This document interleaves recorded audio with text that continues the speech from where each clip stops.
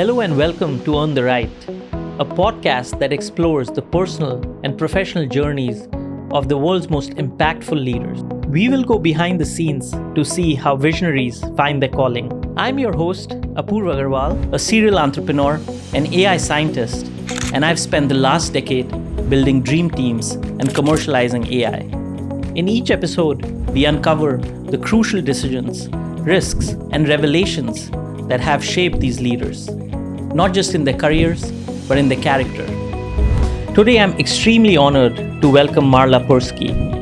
She's been the former General Counsel of the world's largest pharmaceutical companies. A personal mentor of mine, she's an entrepreneur herself. She's on a mission to coach and train future leaders. I'm so excited to have her on the show today. If I was going to rewrite my history, I would rewrite it as a business person, maybe not a lawyer. I've been very opportunistic.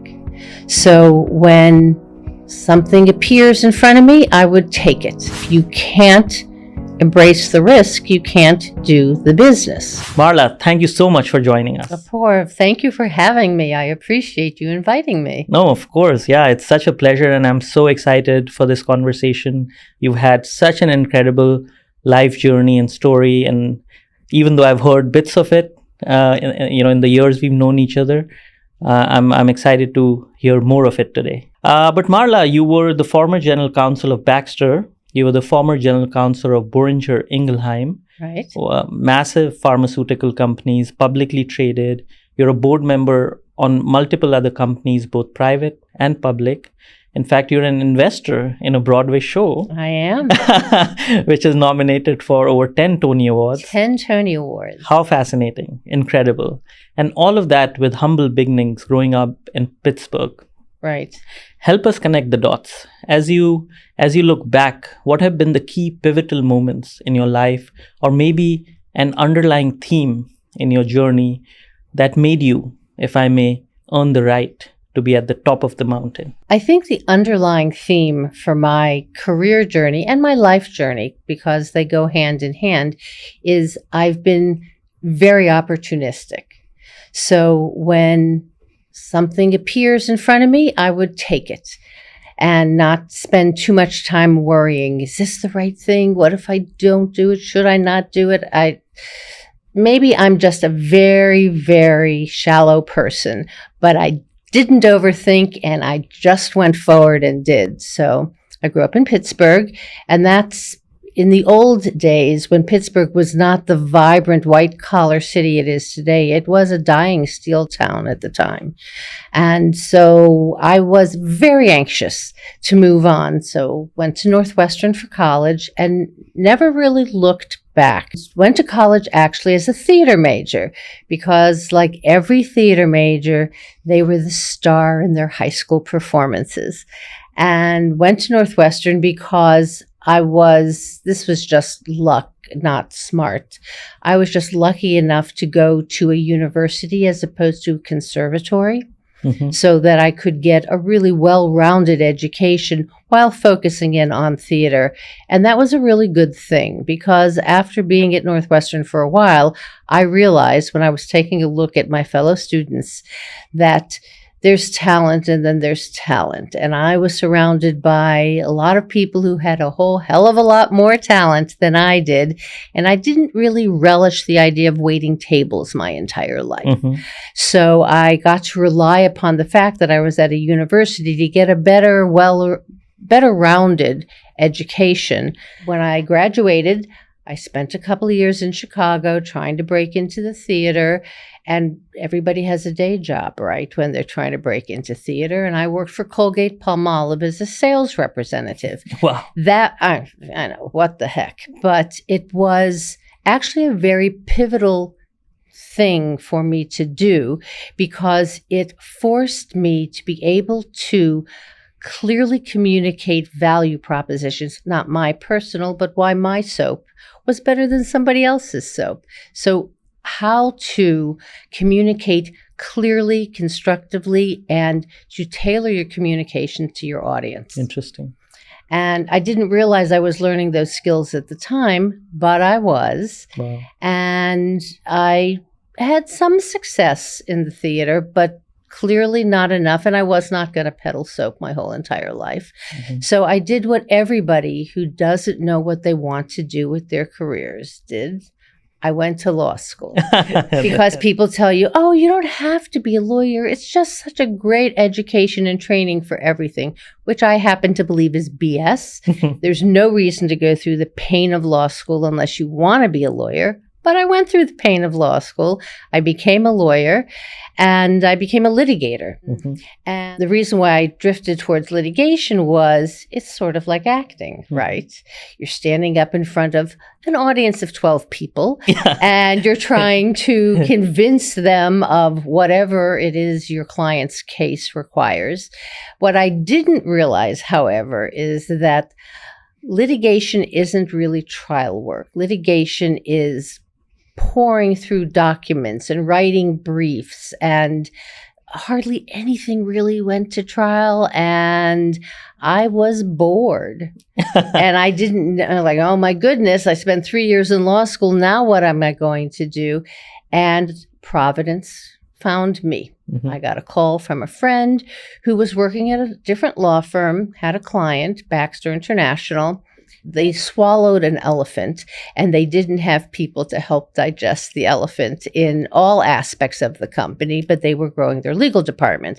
So they brought me in and I joined Baxter, and I spent almost 20 very, very happy years there, because in those days, Baxter was the kind of company where you could stay at a company but still have 4 or 5 or 6 jobs, so that you continued to grow and challenge. And some of my jobs were business jobs.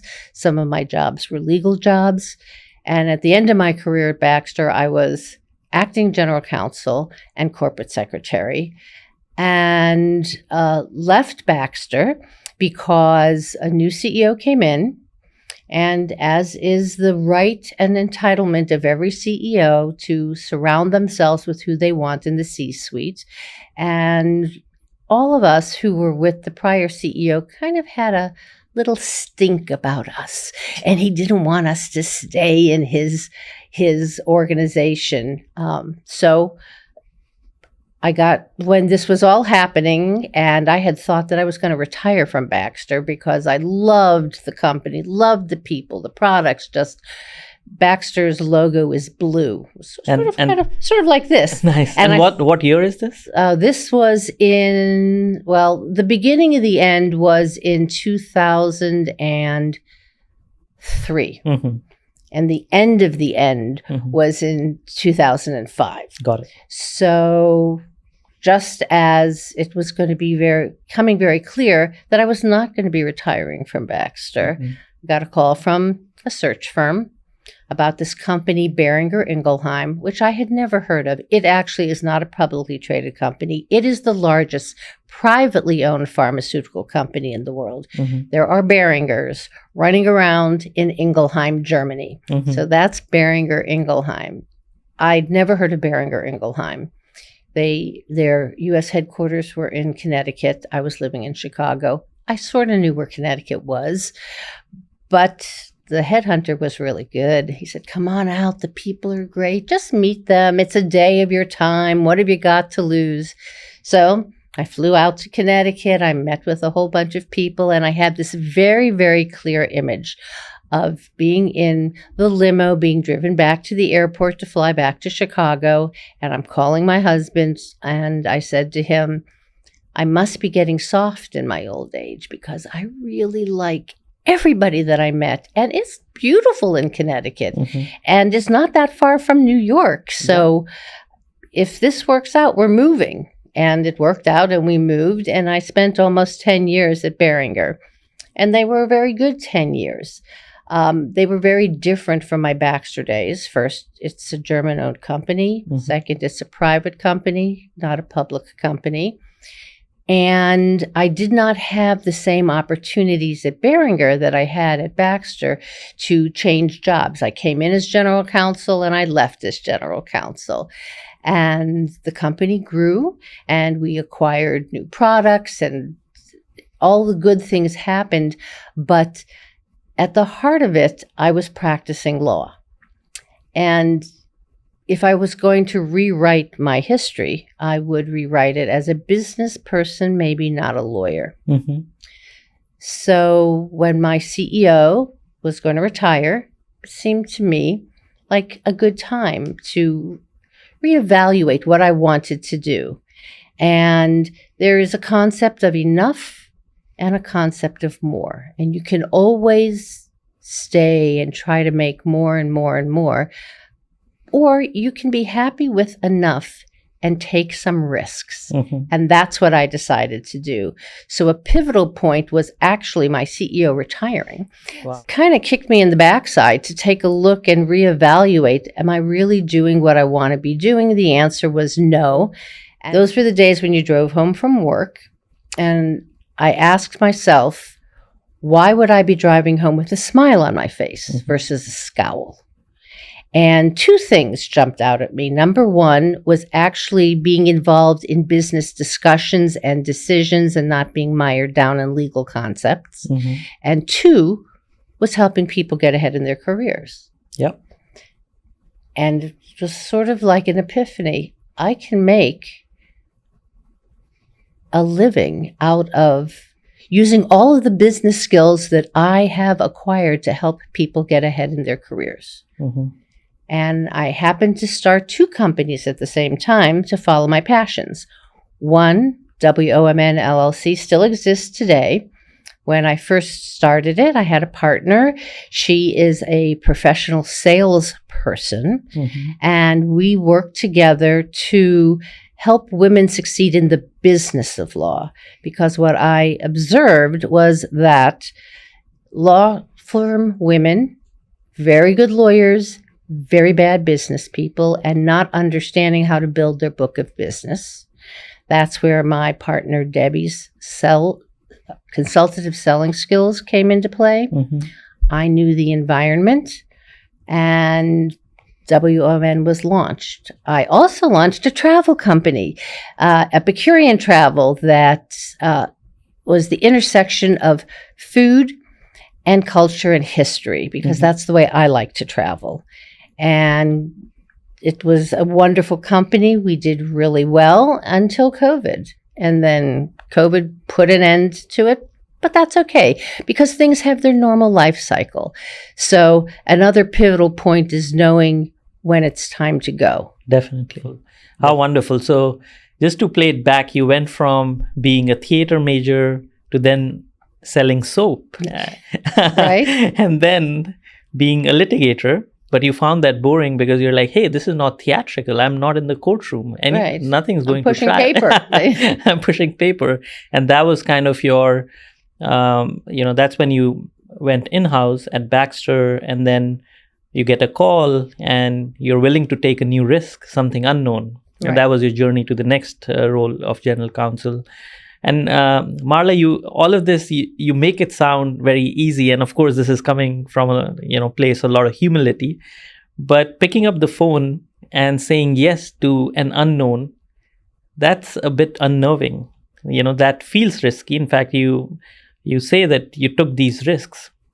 However, general counsels and lawyers at large, they're associated with the personality of being risk averse. So help us reconcile the two. Well, maybe I was not the best lawyer in the world, because I understood that business was risk, and law is and regulation is a tool. It's a tool for ethics and ethos, but in my milieu, it's a tool for doing business. And if you can't embrace the risk, you can't do the business.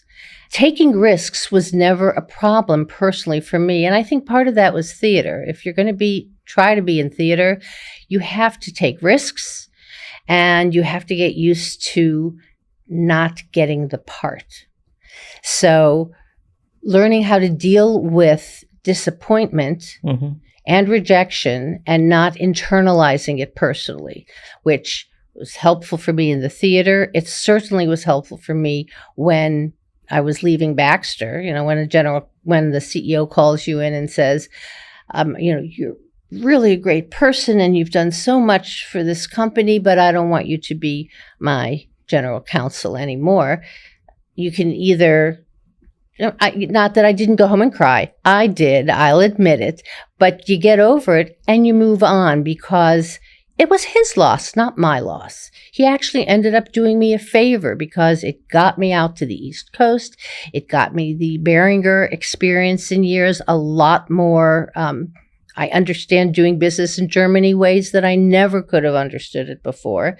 And it introduced me to a whole host of people that I never would have met.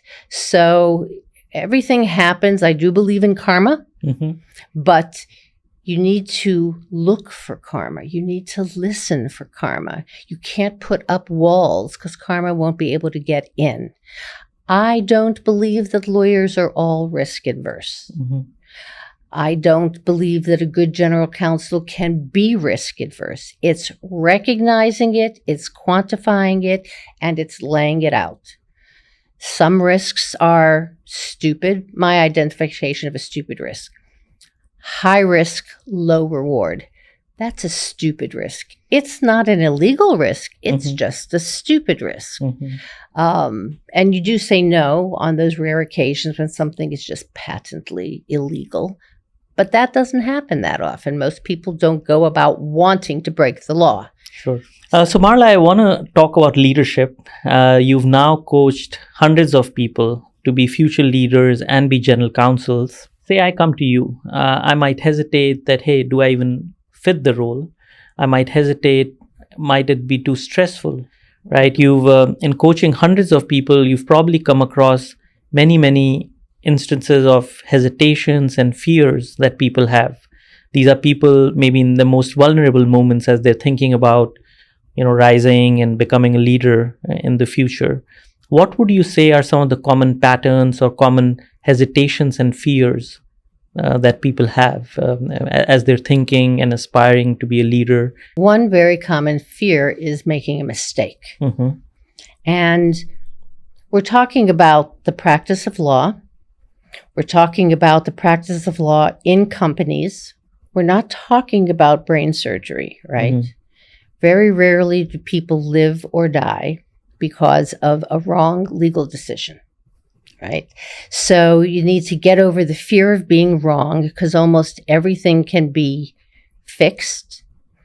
And in business, it's money. You can always make more money. So you lose some money. That's part of the risk of being in business. Not everything is going to make money. So it's the fear of being wrong. And it's that fear of being wrong that makes people say no to things.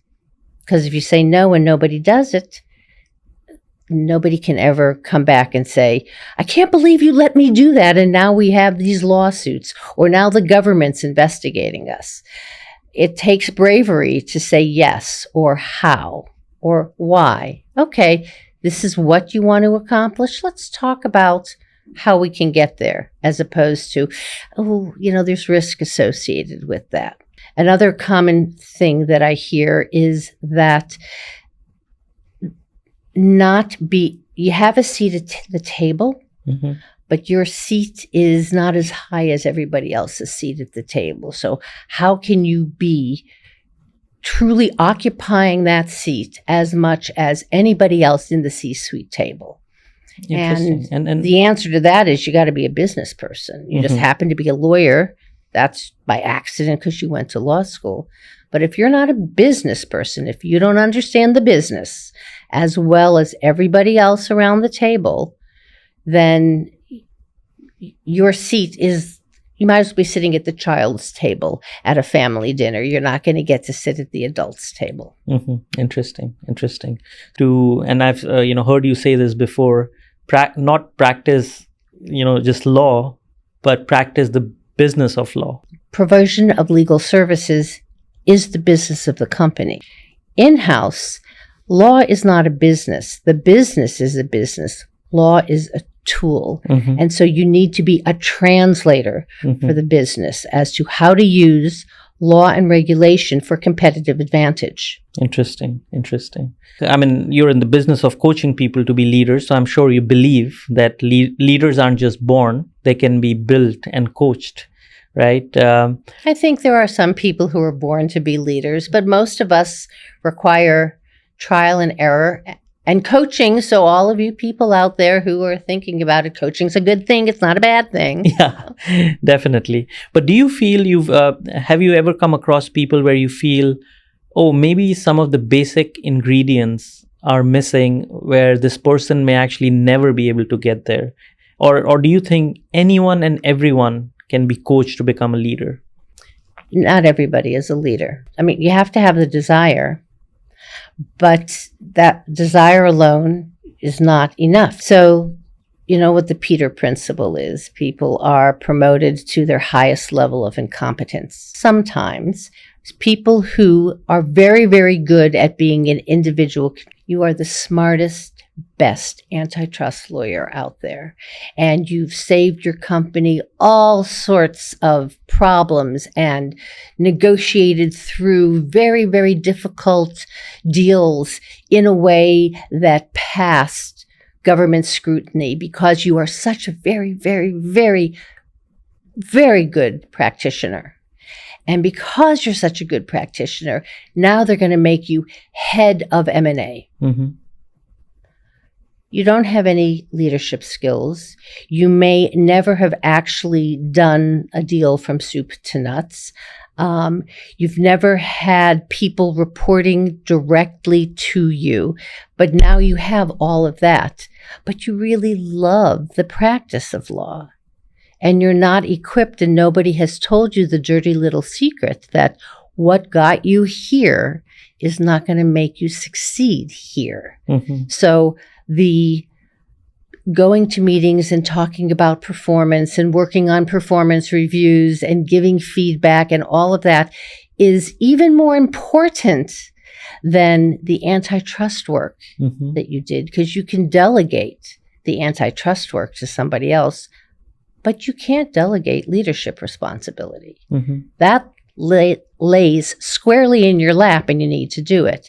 And so people who don't understand that to be a leader means you're no longer really a practitioner, Mm-hmm. because that's what other people will be doing underneath you, won't succeed. Or people who are afraid of being unpopular. Leadership is not about popularity. You'll never make everybody happy, and the striving to make everybody happy is a fool's errand. Mm-hmm. So you need to treat people fairly. You need to be an excellent communicator. You need to give people a vision, and then you need to get the hell out of the way so they can do what they need to do in order to make that vision a reality. Not everybody can do that. Mm-hmm. Wow, how wonderful. So being able to delegate, communicate clearly, right? Essentially growing the team, investing in their growth, getting out of the way, letting them do the work, you'd say are some of the key things. And giving people the space to be far better and smarter than you are. Mm-hmm. Marla, next I want to talk about AI. How can we not talk about AI? Right. I mean, you're seeing this. There's so much noise and hype about AI. People define AI differently, and the progress is just so tremendous, right? It's hard to keep up, and everyone's developing their own perception of AI. I'm very curious as to what your perception of AI is. When you hear the phrase artificial intelligence, what goes through your mind? Is there an emotional reaction, or what are some of the thoughts that come to you as you hear something like AI? I don't think AI is one thing. It's not a monolith. It's a lot of different things. If we're talking about generative AI, it's a really, really important tool to harness. Mm-hmm. But also to control how you're harnessing it. And I think it would be naive for people to think that AI is a flash in the pan and it's not going to be here tomorrow and we'll just wait it out. Mm. If we're talking to a lawyer audience, I would say, if you don't use AI, you're practicing malpractice. Wow. Because it's such a strong tool. Mm-hmm. If you are not intelligent about the way you use AI, you're also practicing malpractice. I was just reading an article about a law firm that got sanctioned by the court because they submitted a brief where some of the support, the cases that were cited, were made up by AI. It was, hallucination. Yeah. Was a hallucination. Yeah. And whoever was writing the brief didn't double check. So I do the analogy of, if you have a first-year associate and you tell them to go out and do the first draft of your brief and do some research, you don't just sign your name and then submit it to the court. You read it, you check on a couple of the cases, you talk to them, you challenge them, you check, you double check, you make sure you verify. And that's what has to happen with regard to AI. It can't be totally trusted. It can't be totally distrusted. Yeah. People need to be more responsible in the way they use AI. In fact, for that matter, any technology. Technology can be powerful. It really comes down to how people are using it. Of course, we cannot rely on AI to make decisions, especially in highly regulated industries. Right. And some, healthcare, it can be a matter of life and death. So, well, and you also don't want to use AI because you're lazy. Right? It's to make you more productive. It's not to do it instead of you. That's where I think people are going to get in trouble. Yeah. Sticking to AI, Marla, I'm wondering. So let's put you back in your role as a general counsel at Baxter. God forbid. Yes. Let's say, and I come to you and I'm like, hey, Marla, we've developed this amazing technology. It can help you. It's AI technology. It can help you reduce risk in your legal department and can help you reduce your cost. What would be some of the key concerns, or what are some of the boxes you need to check before you embrace or adopt a new tool like this? Well, first, you need to make sure that the tool does what the hype says the tool is going to do. And I'm sure there are general counsel out there who can judge that. I would not be one of those general counsel. I would need people who technically were more capable than I to check to make sure that all of the hype is actually true. Number one. Number two, I definitely need to rely upon my IT folks to make sure that whatever this tool is, it's going to fit in the technology realm of the company. Because the last thing I want to do is bring in a tool that upends what already is there. It needs to fit in and translate and work with. And then it needs to be accessible and relatable to, lawyers are, come on, you've worked with lawyers for so long, you know this. They are the show me. Yeah. They're show me kind of people. So you need to be able to use it intuitively. There has to be support and continual training, and there has to be checking up afterwards. You have to make sure that you're getting what you think you're getting.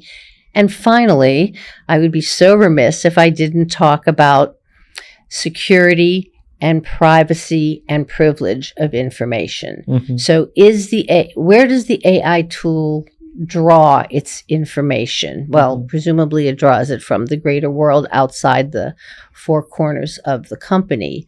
But where does the information it develops from the company goes? It has to stay within the company. It can't go out there. So that's because privilege could be an issue. Certainly intellectual property. You don't want it getting out there in the world without it being protected the way you intended it to be. So those are the things that you need to check on. And privilege, of course, is something that I've spent a lot of time thinking about just with my first company. But now, it's actually becoming a bigger issue now, even finding responsive documents and privileged documents, because so much of this data set is being produced by AI.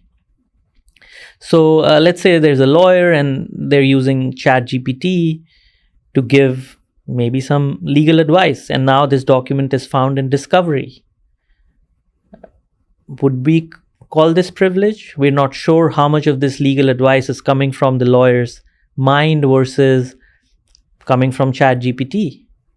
What are your thoughts on, now that a lot of the data in the world will be produced by machines, how does that intersect with the traditional review for finding responsive documents or privileged documents? Number one, it comes down to a very fact by fact situation, and I can argue it on both sides, right?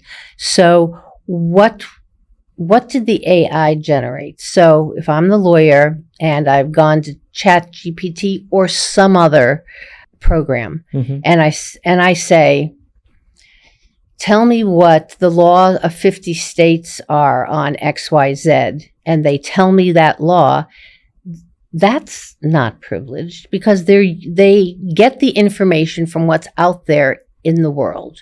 Sure. The question is, because I asked for the survey of 50 states, is that privileged? Maybe that's where it becomes really, really factual. Again, it's if I want to argue against it, I'm going to say that it's not the information that it provided me, it's the fact that I asked for that information. Interesting. That contains my mental impressions, my thoughts.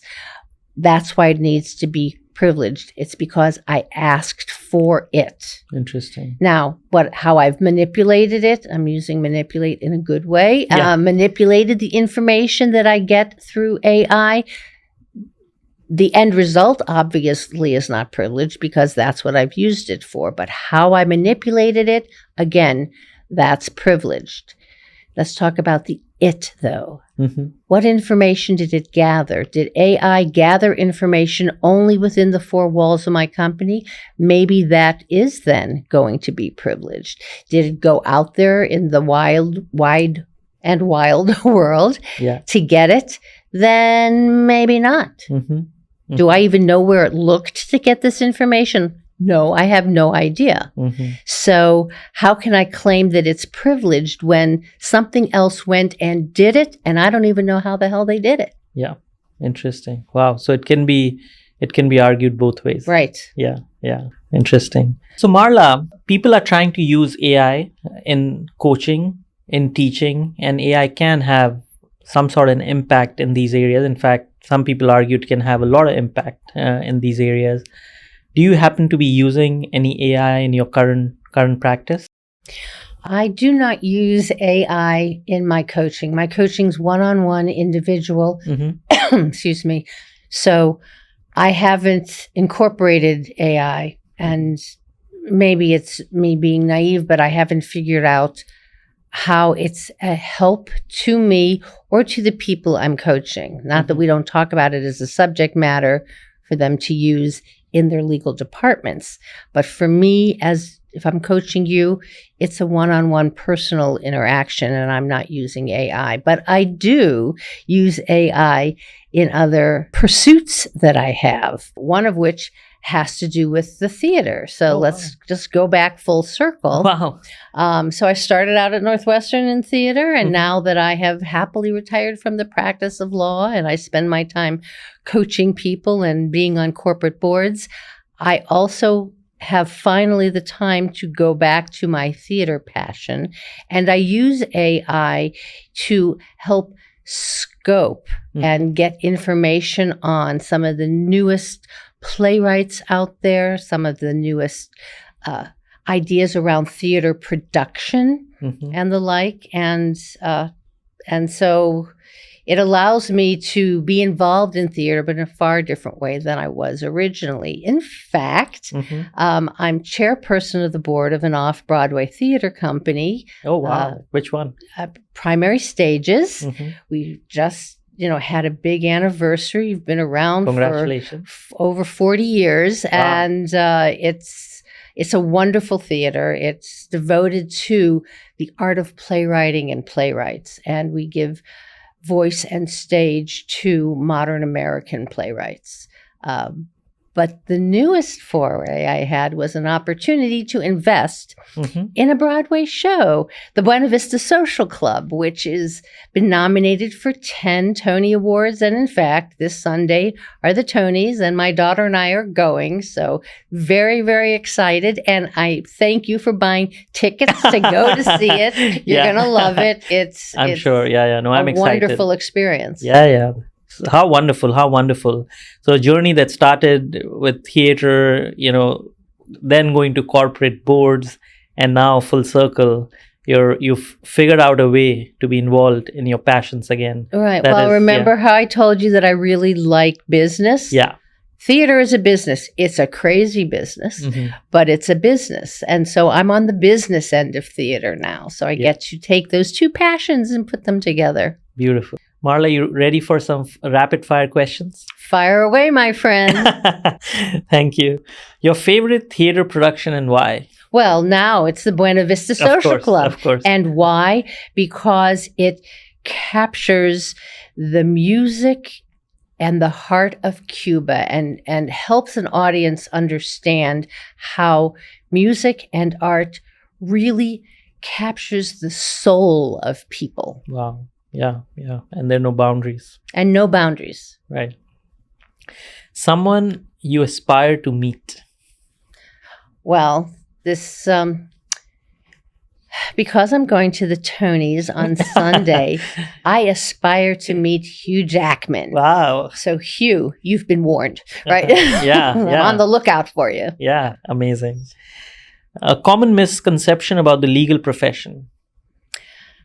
Common misconception is that all lawyers are risk adverse, and that's not the case. Mhm. That's not the case. In fact, anybody who is a successful general counsel, by definition, cannot be risk adverse. Wow. So insightful. Favorite travel destination and why? That answer has changed. It used to be Turkey. Mhm. Turkey, the cradle of civilization where East meets West. The food is phenomenal. The country itself is beautiful. The people are wonderful. But now under Erdogan, it is not the time. It's not the same place. It doesn't have the same freedom and love that you feel in the air. So I would not recommend Turkey as a travel destination right now. Now I would say it's Portugal. Nice. Portugal, a much smaller country. Again, history is phenomenal.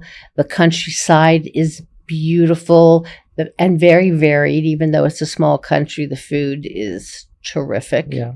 No, that's definitely one of my dream destinations. Well, I have a couple of killer agendas for you when you're ready Amazing. to go. I will ping you. A hobby you've always wanted to pursue but haven't yet. Well, I'm not going to answer that question. I'm going to answer a question as to what hobby I wish I was currently pursuing, and that is piano.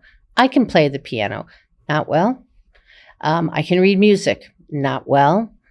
I have a beautiful piano at home. Do I play it? Not often.